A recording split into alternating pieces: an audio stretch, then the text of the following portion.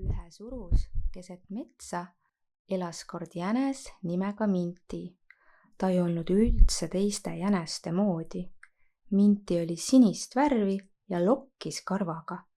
Minti oli kurb, sest teised jänesed ei tahtnud teda üldse mängu võtta. Minti unistas aga, et tal oleks sõber. Metsa nurgas elas oma urus rebane Jussa. Ka rebane Jussa ei olnud üldse teiste rebaste moodi. Tema karv oli üleni värviline ja sile. Jussa oli kurb, sest teised rebased ei tahtnud teda üldse mängu võtta. Jussa unistas, et tal oleks sõber. Ühel talvepäeval läks Minti jalutama ja samal talvepäeval läks ka Jussa jalutama. Nad kohtusid puude all, millel olid lumemütsid peas. Jussa ütles tere ja Minti ütles tere. Jänes Mintile väga meeldis rebase värviline karv. Rebane Jussale väga meeldis jänese sinine karv.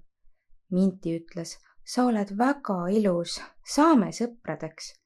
Jussa arvas, et see on hea mõte. Nii nad sõpradeks saidki ja on sõbrad veel tänapäevalgi.